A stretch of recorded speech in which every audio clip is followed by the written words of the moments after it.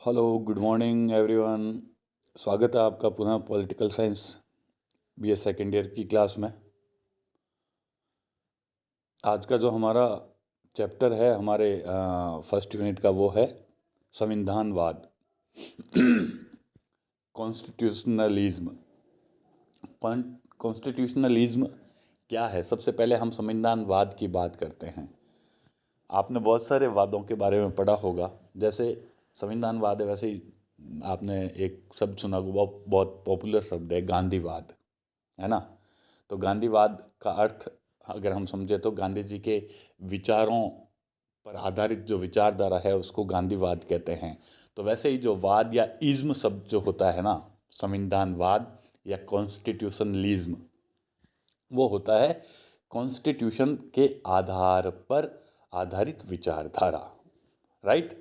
तो हम संविधानवाद के अर्थ को समझने के लिए करते हैं कि संविधानवाद में संविधान पर आधारित विचारधारा। सबसे पहले मैं आपको ये बता दूं कि संविधानवाद जो शब्द है वो आधुनिक एक मॉडर्न कॉन्सेप्ट है, आधुनिक अवधारणा है, और वर्तमान में ये वहीं पाया जाएगा या वहीं ये स्थापित होता है, ये विचारधारा स्थापित होती है जहाँ पर लोकतांत्रिक शासन व्यवस्था है। लोकतांत्रिक शासन व्यवस्था में ही संविधानवाद की विचारधारा पाई जाती है। अब संविधानवाद क्या है? संविधानवाद है संविधान पर आधारित शासन व्यवस्था। इसको आप ऐसे समझिए कि जैसे लोकतंत्र में हम कहते हैं कि लोकतंत्र जनता का शासन होता है और जनता के द्वारा शासन होता है। इट्स ओके, लेकिन जनता खुद स्वयं शासन ना करके अपने अधिकारों को एक सरकार को सौंप देती है, और वो ये आशा करती है कि जो सरकार जिसको हमने शासन व्यवस्था सौंपी है वो सरकार हमारे प्रति उत्तरदायी रहेगी। लेकिन क्या होगा जबकि जनता द्वारा चुनी हुई सरकार एक बार पावर में आके फिर जनता के प्रति अपने उत्तरदायित्वों को नहीं निभाए? अगर वो ऑटोक्रेसी हो गई, तानाशाही हो गई, तो उस सरकार पर नियंत्रण कौन करेगा? यहां से शुरू होता है संविधानवाद का अर्थ।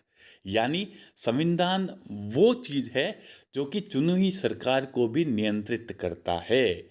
संविधान में ऐसे प्रावधान होते हैं कि सरकार की शक्तियां भी सीमित हो जाती है, और सरकार उन शक्तियों से जो कि संविधान द्वारा प्रदत्त है उन शक्तियों से ज़्यादा आगे या बियॉन्ड नहीं जा सकती। तो आप मूल बात ये समझ लीजिए कि संविधानवाद का मतलब होता है सुव्यवस्थित और जो राजनीतिक शक्ति है उसको नियंत्रण में करना। इस विचारधारा में संविधान सर्वोच्च होता है, सरकार सर्वोच्च नहीं होती है। तो सरकारों को भी नियंत्रित करने का प्रपत्र जिस कंडीशन में होता है, जहाँ पे होता है, वहाँ पे हम कह सकते हैं कि इस देश की लोकतांत्रिक परंपराएं या जो शासन व्यवस्था है वो संविधानवाद पर आधारित है, संविधान के अंडर है, राइट। इसकी परिभाषाएं दी गई है, आप इस परिभाषाओं को समझेंगे तो आपको संविधानवाद और ज़्यादा समझ में आएगा, कॉन्स्टिट्यूशनलिज्म जो है। उसके बाद इस चैप्टर में जो मूल बातें हैं, आपको संविधानवाद के तत्व दिए गए हैं कि संविधानवाद कब अस्तित्व में होता है, या हम किसे कहेंगे कि यहाँ संविधानवाद कॉन्स्टिट्यूशनलिज्म प्रेजेंट है। तो उसके मूल तत्व है राजनीतिक शक्ति पर नियंत्रण, है ना, fix effective control on political power, मैंने आपको बताया, शक्ति विभाजन, डिवीजन ऑफ पावर्स।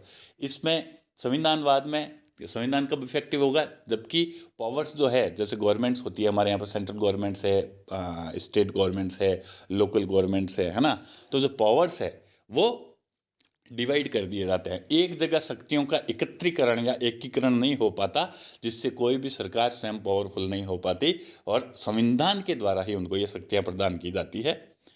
देन संविधान के अनुकूल शासन, रूल अकॉर्डिंग टू लॉ, सर्वोच्च निर्देश जो होता है शासन चलाने का वो संविधान से मिलता है। सरकार कैसे गठित होगी, सरकार कैसे काम करेगी, वो सारे के सारे निर्देश संविधान द्वारा सरकार को प्राप्त होते हैं, सरकार के पास अपना कुछ नहीं होता। तो संविधान सर्वोच्च है, सरकार सर्वोच्च नहीं है। देन संविधानवाद स्वतंत्रता का रक्षक होता है। संविधान में जो व्यक्ति की स्वतंत्रताएं जितनी भी प्रकार की है, धार्मिक, आर्थिक, सामाजिक, उसके अलावा उसके जो फंडामेंटल राइट्स है, मौलिक अधिकार है, वो सभी सरकार सुरक्षित नहीं करती है, संविधान सुरक्षित करता है। और कोई भी सरकार प्रावधानों के बिना इन स्वतंत्रताओं या मौलिक अधिकारों का हरण नहीं कर सकती। देन संविधानवाद, अब आप कहेंगे एक बार जो बन गया तो क्या वही चलेगा? नहीं, उसमें परिवर्तन हो सकता है, लेकिन परिवर्तन कैसे होगा? वो परिवर्तन का प्रोसेस भी संविधान में ही दिया हुआ होता है।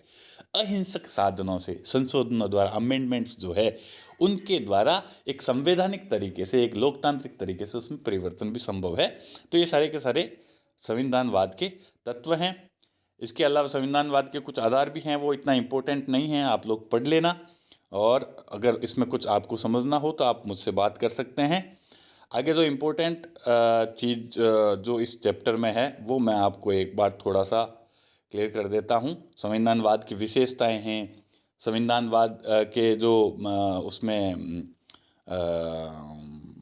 बाधक हैं, संविधानवाद को रोकने में जो तत्व आगे आते हैं उनका है, और इन तत्वों को कैसे दूर किया जा सकता है, उसकी रेमेडीज़ है, उपाय हैं। आप देखिएगा और एक बार पढ़ के समझने का प्रयास कीजिएगा। अगर कहीं पे भी नहीं आपको समझ में आता है तो आप मुझसे बात कीजिएगा। इस चैप्टर का जो इम्पोर्टेंट पहलू है वो मैं आपको थोड़ा सा क्लियर कर देता हूँ। दूसरा जो है संविधानवाद की धारणाएं, कंसेप्ट ऑफ कॉन्स्टिट्यूशनलिज्म। कंसेप्ट कहाँ से आया, संविधानवाद जो शब्द है वो कहाँ से आया? तो इस पूरे वर्ल्ड में अभी इंटरनेशनल लेवल पे 3 तरह के कॉन्सेप्ट जो है संविधानवाद के बारे में, कॉन्स्टिट्यूशनलिज्म के बारे में, वो प्रचलित है। पहला जो कंसेप्ट है वो है संविधानवाद की पाश्चात्य विचारधारा। पाश्चात्य विचारधारा, the western concept of constitutionalism.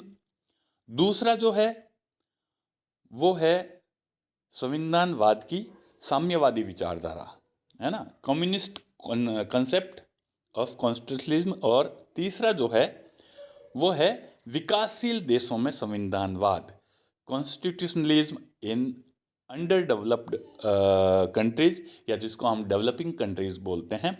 तो ये 3 तरह के कॉन्सेप्ट अभी प्रचलित है संविधानवाद के बारे में। हम 1 to 1 बात करेंगे। वेस्टर्न कॉन्सेप्ट या पाश्चात्य विचारधारा संविधानवाद की क्या है? पाश्चात्य विचारधारा ये है कि जो पाश्चात्य देश हैं, या जिसको हम एक डेवलप्ड कंट्री मानते हैं, जैसे जो पश्चिम के पूंजीवादी देश हैं, ब्रिटेन वगैरह और अमेरिका, इन देशों में ये संविधानवाद प्रचलित है। और ये संविधानवाद क्या होता है, पाश्चात्य देशों के संविधान में ऐसा क्या विशेषताएं होती है, ये आप देखिएगा। इसमें 2 मूल बातें होती है। एक तो होता है सीमित सरकार की परंपरा, और दूसरा राजनीतिक उत्तरदायित्व का सिद्धांत। सीमित सरकार की परंपरा को हम थोड़ा समझेंगे। ट्रेडिशन ऑफ लिमिटेड गवर्नमेंट, मैंने आपको जैसे बताया संविधान का अर्थ ही होता है सरकार पर नियंत्रण स्थापित करना।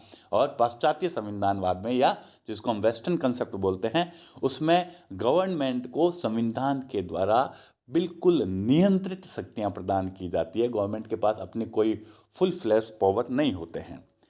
किस तरह से सीमित सरकार की स्थापना में विधि का शासन, rule of law. Rule of law क्या होता है कि इस देश में जो शासन व्यवस्था है वह कानून के द्वारा स्थापित है, किसी व्यक्ति के द्वारा नहीं है। हमारा प्रेसिडेंट है अगर सर्वोच्च, हमारा पीएम अगर सर्वोच्च है, तो यहाँ पे जो शासन चलेगा वह पीएम के कहने से नहीं चलेगा, किसी राजा के कहने से नहीं चलेगा, बल्कि शासन कानून का होगा, संविधान का होगा। और उस कानून के समक्ष एक आम व्यक्ति और एक कितना भी बड़ा व्यक्ति जो भी हो, चाहे वो पीएम हो, चाहे बहुत बड़ा उद्योगपति हो, सभी समान होंगे। दूसरा, मौलिक अधिकारों तथा स्वतंत्रताओं का प्रावधान। वेस्टर्न कंसेप्ट के संविधानों में जितनी भी लिबर्टीज़ है, व्यक्ति को स्वतंत्रताएं हैं, धर्म की स्वतंत्रता, अवसरों की समानता, और अपना धर्म मानने की, अपना आर्थिक जो सामाजिक डेवलपमेंट करने की, इसके अलावा जो मौलिक अधिकार है, फंडामेंटल है, वो आवश्यक रूप से संविधान में उपस्थित होंगे। एंड साथ ही इनके लिए एक प्रावधान ये भी होगा कि सरकार बिना किसी प्रोविज़न के, जो इमरजेंसी प्रोविज़न दिए गए हैं, इसके अलावा गवर्नमेंट किसी भी व्यक्ति के अधिकारों या स्वतंत्रताओं का हनन नहीं कर सकती। तीसरा, शक्ति विभाजन। मैंने आपको बताया डिवीज़न ऑफ पावर्स। एक ही देश में राष्ट्रीय सेंट्रल गवर्नमेंट होती है, स्टेट गवर्नमेंट होती है, लोकल गवर्नमेंट्स होती है, तो शक्तियों का केंद्रीकरण से बचने के लिए पावर्स जो है वो संविधान द्वारा इनमें डिवाइड कर दिए जाते हैं, ताकि कोई भी एक सरकार शक्तिशाली बन के कहीं भी तानाशाही ना कर बैठे। फिर शक्तियों का पृथक्करण, सेपरेशन ऑफ पावर। देखिए, केंद्रीकरण और सेपरेशन में क्या फ़र्क है ये आप समझिए। सेपरेशन ऑफ पावर वो होता है, गवर्नमेंट जो होती है, हम सरकार इसको बोलते हैं, उसके भी अलग अलग अंग होते हैं, अलग अलग पार्ट्स होते हैं। जैसे सरकार में क्या आता है, आपको ये समझने की बहुत अच्छे से ज़रूरत है। आपने फर्स्ट ईयर में पढ़ा होगा, सरकार के 3 अंग होते हैं, एग्जीक्यूटिव, लेजिस्लेचर एंड जुडिशरी। तो एग्जीक्यूटिव जिसको हम बोलते हैं एग्जीक्यूटिव, लेजिस्लेचर और जुडिशरी, इन तीनों में ही सरकार की शक्तियों को बांट दिया जाता है। कार्यपालिका, व्यवस्थापिका और न्यायपालिका, ये तीनों ही एक दूसरे से पृथक होती है और अलग अलग पावर्स इनमें दे दिए जाते हैं, ताकि कोई भी एक पार्ट गवर्नमेंट का है वो पावरफुल ना बन पाए और कहीं भी व्यक्तियों के अधिकारों का हरण ना करे। ठीक है। उसके बाद स्वतंत्र एवं निष्पक्ष न्यायपालिका। स्वतंत्र एवं निष्पक्ष न्यायपालिका का अर्थ होता है कि अगर यहाँ पे जो हमारे यहाँ पे जो जुडिशरी है, जुडिशरी सरकार के प्रभाव या नियंत्रण से मुक्त होती है। और अगर सरकार यानी संसद में अगर ऐसा कोई भी विधान होता है या सरकार ऐसा कोई भी काम करती है जो संविधान के विरुद्ध हो, तो न्यायपालिका वहाँ पर सरकार को नियंत्रित कर सकती है, आदेश दे सकती है या उसके जो आदेशों को डिनाई कर सकती है। देन दूसरा जो इसका एस्पेक्ट है वो है राजनीतिक उत्तरदायित्व का सिद्धांत, डॉक्ट्राइन ऑफ पॉलिटिकल रेस्पॉन्सिबिलिटीज। इस सिद्धांत में जो मुख्य रूप से आते हैं, एक तो आता है निश्चित अवधि में नियमित चुनाव, दूसरा राजनीतिक दलों का अस्तित्व, तीसरा प्रेस की स्वतंत्रता, चौथा जनमत। निश्चित अवधि में नियमित चुनाव, रेगुलर इलेक्शन होने चाहिए, क्योंकि हम जब गवर्नमेंट को इलेक्ट करते हैं तो हम 5 साल के लिए करते हैं, क्योंकि ज़्यादा समय के लिए अगर एक ही सरकार रहती है तो हो सकता है कि वो कहीं ना कहीं पावरफुल होके संविधान में ऐसी व्यवस्था कर दे ताकि कहीं संविधान का जो प्रावधान है वह जनता के लिए चेंज ना कर सके। इसलिए नियमित चुनाव इसमें आवश्यक है। कंसेप्ट जो वेस्टर्न कंसेप्ट है इसमें नियमित चुनाव का कंसेप्ट है। दूसरा, पॉलिटिकल पार्टीज बहुत ज़रूरी है, क्योंकि political parties he government and जो सिटीजन्स होते हैं, जनता होती है, जनता और सरकार के बीच की एक कड़ी होती है। हम पॉलिटिकल पार्टीज के थ्रू अपना जनमत व्यक्त करते हैं और उसकी सरकार बनवाते हैं। तो किसी भी देश में पॉलिटिकल पार्टीज होगी तो हर पॉलिटिकल पार्टीज जनता के एक बहुत बड़े भाग का रिप्रेजेंट करती है, प्रतिनिधित्व करती है। इसके लिए ज़रूरी है कि देश में एक से अधिक राजनीतिक दल हो, क्योंकि अगर एक ही राजनीतिक दल होगा तो फिर हमारा प्रतिनिधित्व पूरी जनता का है जो वो सामान्य रूप से नहीं हो पाएगा। एंड देन तीसरा, प्रेस की स्वतंत्रता। आप सभी समझते हैं मीडिया फ्री होना चाहिए सरकारी नियंत्रण से, गवर्नमेंट के नियंत्रण से, ताकि वह जनता की आवाज़ जो जनमत है उसको अच्छी तरह से व्यक्त कर सके। और पब्लिक ओपिनियन ये है कि कोई भी गवर्नमेंट हो तो उसको हमेशा जनता की आवाज़ सुननी चाहिए, क्योंकि वो गवर्नमेंट जनता के लिए और जनता के द्वारा बनाई गई है। अगर वह पब्लिक ओपिनियन को डिनाई करती है, अगर नहीं सुनती है, तो ऐसी सरकार जनता के लिए हितकर नहीं होगी। और जो 5वां है उसमें वह है परंपराएं और सामाजिक बहुलवाद। परंपराओं का मतलब होता है कि किसी भी देश में ऐसे जो कुछ सामाजिक परंपराएं होती है जो समाज के लिए ज़रूरी होती है और समाज उसको कई बार ब्लाइंडली फॉलो करता है। तो ऐसी परंपराओं और एक जो व्यक्ति जो वो परंपराएं जो व्यक्ति के सामाजिक हितों की पूर्ति करती है, उनको इग्नोर नहीं किया जाता है वेस्टर्न कंसेप्ट वाले कॉन्स्टिट्यूशनलिज्म में, राइट। दूसरा, संविधान की साम्यवादी विचारधारा, communist concept of constitutionalism. Communist, या आपने सोवियत संघ सुना होगा, चाइना सुना होगा, ऐसे बहुत से जो साम्यवादी देश कहलाते हैं। इन देशों में किस तरह का संविधानवाद पनपता है? तो इस कंसेप्ट में मुख्य रूप से 3 बातें आती है। सामाजिक जीवन में शक्ति के आर्थिक पहलू की सर्वोच्चता, इनका ये विचार होता है। पहला कि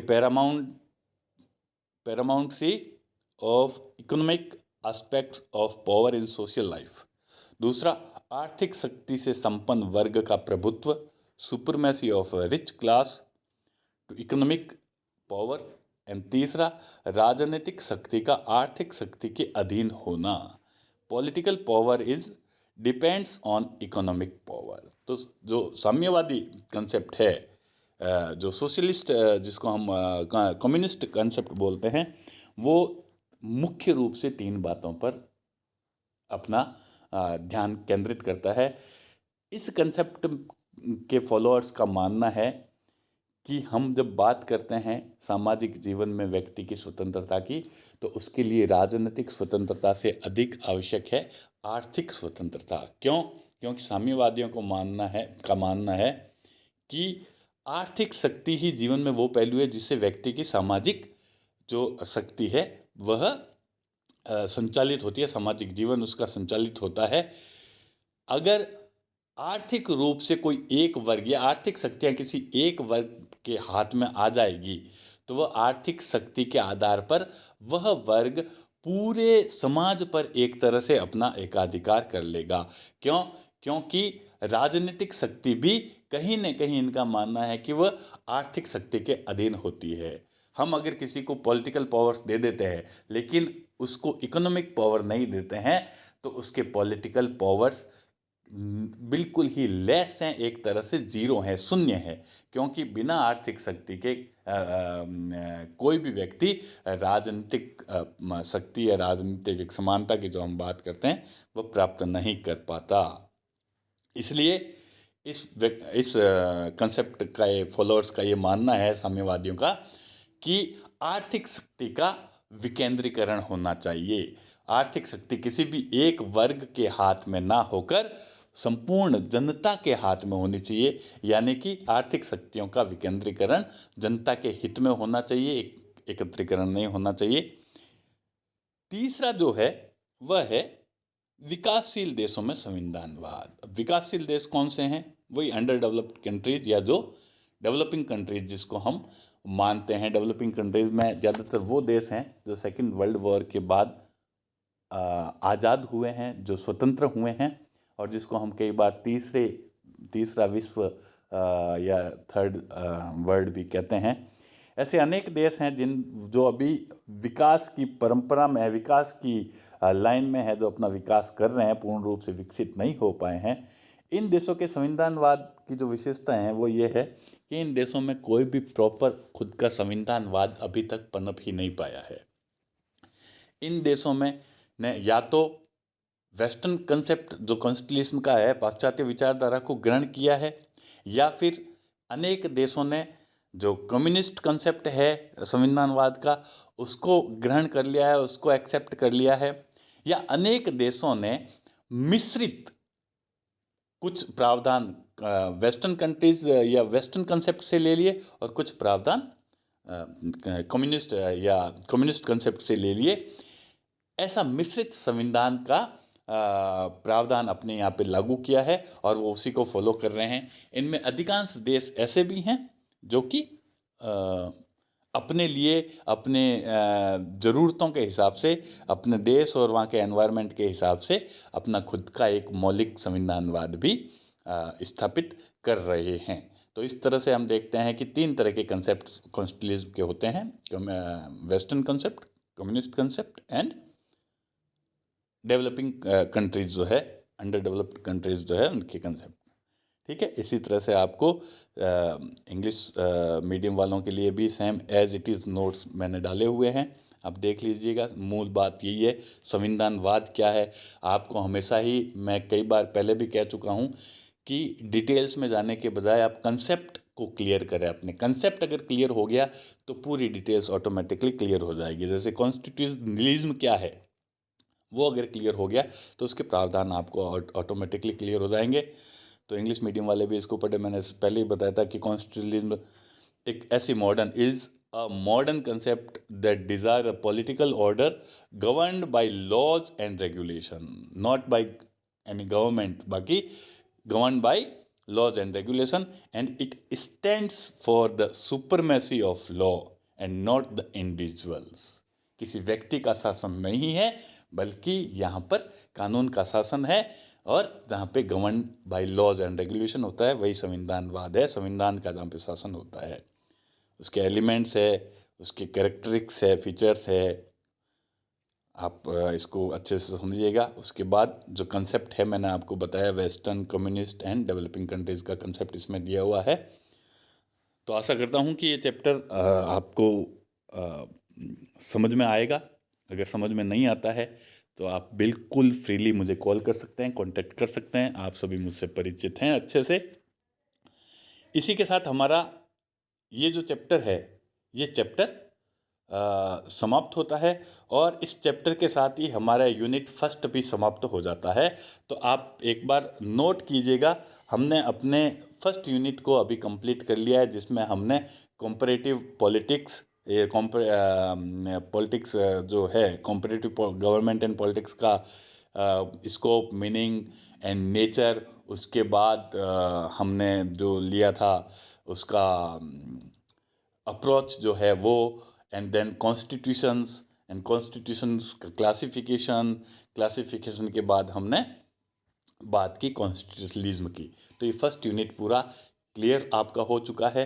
आपके पास एक दिन का टाइम है। मैं नेक्स्ट जो वीडियो डालूंगा वो एक दिन बाद डालूंगा, कल नहीं परसों।